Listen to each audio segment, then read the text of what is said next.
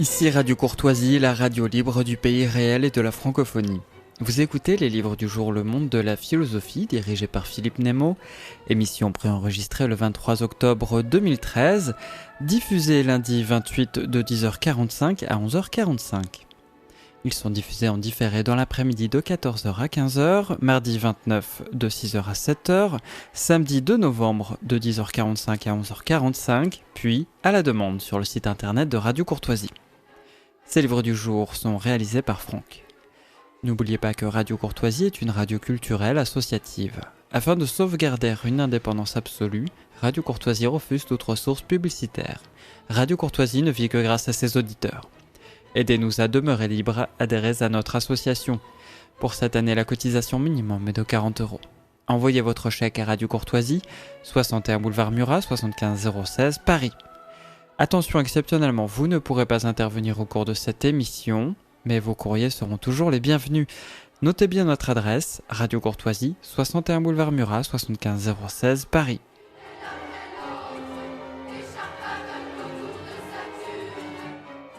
Nous allons donc traiter aujourd'hui du verset du trône. C'est une expression un peu curieuse et très imagée, assez belle d'ailleurs en soi, et qui désigne un verset du Coran. Et nous allons parler de ce verset avec Christian Jambet, directeur d'études à l'école pratique des hautes études et spécialiste de l'islam, et en particulier de l'islam chiite. Et nous avons plaisir à parler de ce qu'il peut y avoir de beau et de grand dans l'islam, puisque nous souffrons par ailleurs du fait de l'islam de beaucoup de mots qui ne seront pas évoqués ici, puisque c'est une émission de philosophie, mais il ne faut pas non plus avoir un jugement collectif et négatif sur cette civilisation qui contient de grandes choses, et en particulier la pensée de grands philosophes et de grands théologiens. Et comme vous allez voir, comme c'est un verset qui essaye de définir Dieu, eh bien, nous sommes au cœur d'une pensée extrêmement subtile. Et Dieu, on n'en parle pas tous les jours dans notre pauvre royaume de France. Et ça vaut la peine de rentrer en sympathie avec une pensée qui essaye d'approfondir l'idée même de Dieu. Alors, Christian Jambet, dites-nous d'abord qui est Mollah Sadra Shirazi, car ce que nous allons faire, c'est commenter le commentaire du verset du trône du Coran par ce théologien. Alors, Mullah Sadra est en effet originaire de Shiraz, d'où ce surnom de Shirazi. Il est né à Shiraz en 1571, donc c'est à la fin du XVIe siècle, à l'époque des rois safavides. On peut rappeler que la dynastie safavide est cette dynastie qui a créé l'Iran moderne. L'Iran tel que nous le connaissons encore aujourd'hui, à peu près avec les mêmes frontières, et qui l'a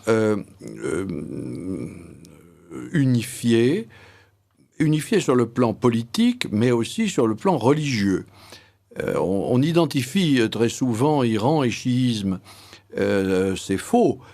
Pendant très longtemps, et encore aujourd'hui, d'ailleurs, il y a quelques minorités qui en témoignent, il y a eu de tout en Iran. Il y a même eu massivement, on le sait, avant l'islam, des chrétiens. Alors, pour revenir à notre Mullah Sadra, eh bien, il est né dans cette configuration à la fois politique et religieuse où le pouvoir royal a encouragé, et au fond, on l'a vu encore dans l'Iran pré-révolutionnaire, une situation de ce genre, sous les Pahlavis plus tard, a encouragé le développement des arts, des sciences, des lumières philosophiques et de tout un tas d'autres disciplines y afférentes. Et c'est dans ce cadre-là que cet esprit particulièrement doué a produit une œuvre philosophique, théologique et même poétique, d'ailleurs, d'un très grand intérêt, à la fois en langue arabe et en langue persane. Comme vous disiez, c'est un théologien, mais c'est un théologien au sens où la théologie ne se distingue pas de la philosophie, où la philosophie, la métaphysique en particulier, culmine en une théologie, c'est-à-dire en une recherche rationnelle, mais en même temps spirituelle, de l'essence et des attributs, des pouvoirs de Dieu, et par conséquent, du même coup, de la place de l'homme dans la création. Alors, ça va paraître tout à fait étranger au propos, mais je remarque que votre Mollah Sadra Shirazi, je dis votre Mollah Sadra Shirazi parce que vous avez consacré une partie de votre œuvre à ce penseur, notamment votre dernier grand livre qui s'appelle L'Acte d'être, qui est consacré entièrement à la pensée de Mollah Sadra. Eh bien, il est strictement contemporain de Monteverdi. Ça, c'est une bizarrerie. Il est né en 1570 à peu près. Oui, enfin, oui, 71. Voilà, ça correspond à peu près aux dates de vie de Monteverdi. Pour situer un peu quand même sur le plan de l'histoire du monde. Oui, et il est mort, donc notre Mullah Sadra est mort en 1640. Et voilà, comme Monteverdi il y a quelques années près. Bon, et donc et d'ailleurs, on pourrait poursuivre ces comparaisons, parce qu'enfin, il faut rappeler que quand notre Mullah Sadra vit à Shiraz, où il aura un lieu d'études qui lui sera construit par le pouvoir royal, qu'on peut encore visiter.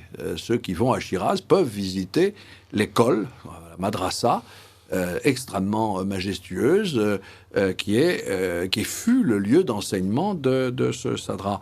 Mais à Ispahan, il fait partie de ces grandes figures philosophiques qui honorent l'histoire d'Ispahan au moment même où le plus grand des rois safavides, Shah Abbas, a construit les mosquées, les palais que chacun peut connaître, ne serait-ce que par les livres qu'il présente, souvent les livres d'architecture, mais aussi, bien entendu, en s'y rendant directement. J'ai cité Monteverdi, ce qui était un petit peu hors de propos, mais on pourrait évoquer tout simplement Pascal, Descartes. Oui, alors voilà, parce qu'à Ispahan, il y avait un très grand nombre de délégations occidentales.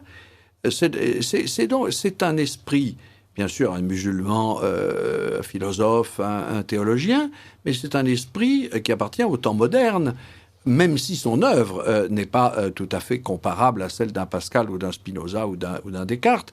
Il y a bien tout de même des préoccupations qui sont, sinon semblables, du moins qui convergent.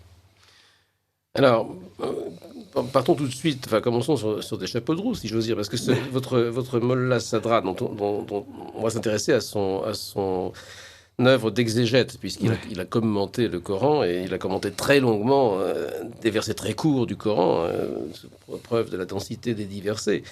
Mais vous qualifiez dans un article que vous venez de publier, Christian Jambet, l'exégèse du verset du trône par Mullah Sadra Shirazi, qui est un article qui fait partie d'un volume d'hommage à Guy Monod, qui est un dominicain qui s'est aussi spécialisé dans ce domaine de l'étude de l'islam.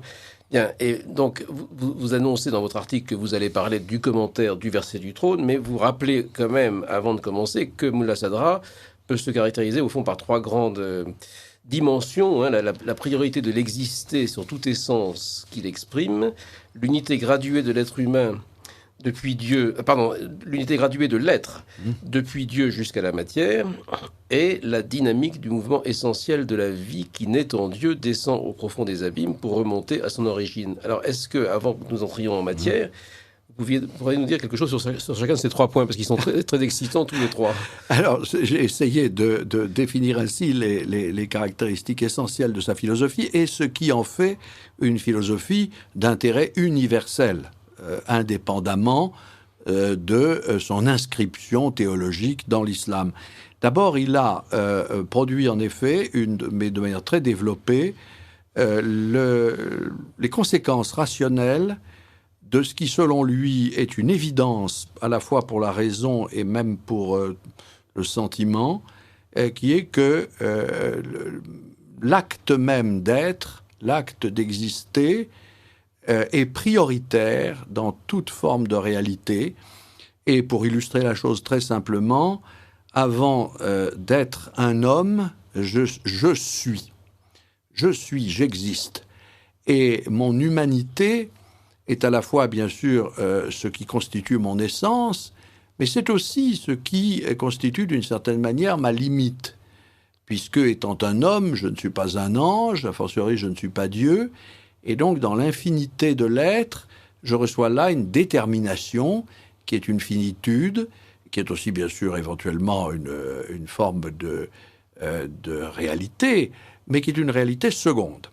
Alors, tout ça nous conduit au deuxième point, l'unité graduée de l'être depuis Dieu. Mais attendez, sur le premier point, est-ce que vous voulez dire que Mullah Sadra a dit avant Sartre que l'existence précède l'essence?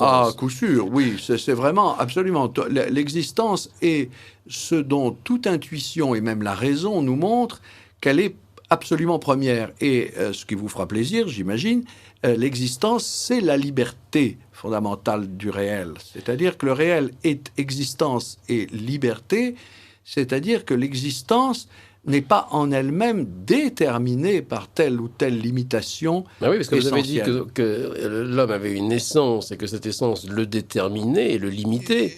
Est-ce que le fait que l'existence, qu'il y ait une priorité de l'exister sur cette essence, implique que l'homme puisse dépasser cette limitation? Oui, parce que, et j'en viens à une notion philosophique qui, là aussi, de valeur universelle, il a développé l'idée selon laquelle l'être est en réalité un mouvement. L'être n'est jamais fixé, déterminé par lui-même. Il parle d'un mouvement essentiel de l'être, d'un mouvement substantiel de l'être.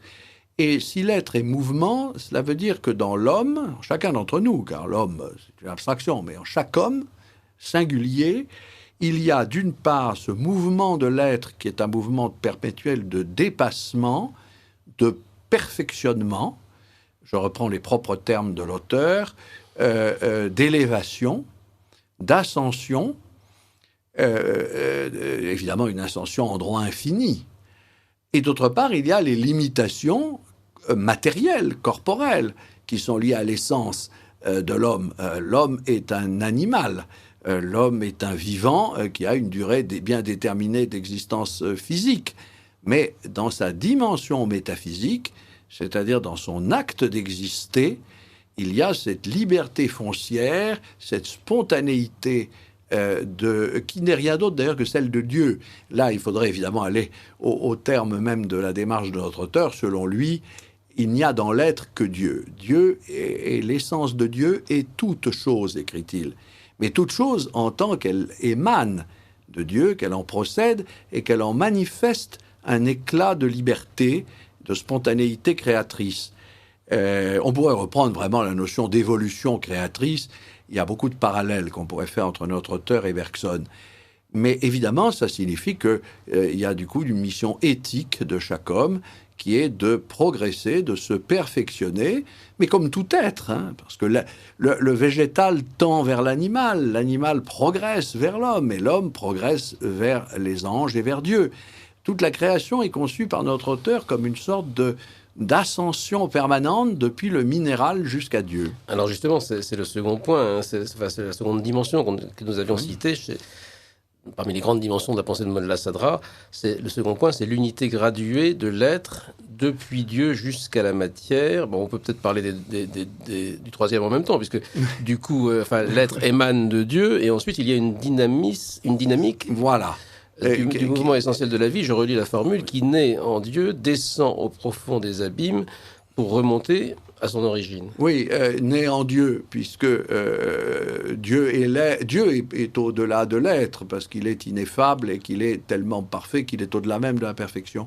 Mais procède de lui l'être de toute chose, et selon des gradations qui vont de ce qu'il y a de plus spirituel vers ce qu'il y a de plus matériel, et au plus bas, la matière inerte, pas si inerte que ça d'ailleurs, car il y a toujours une trace d'esprit même au tréfonds de la matière, mais puisque sinon il faudrait que Dieu n'y règne pas, mais tout de même de plus en plus opaque et de plus en plus incapable d'agir, d'action.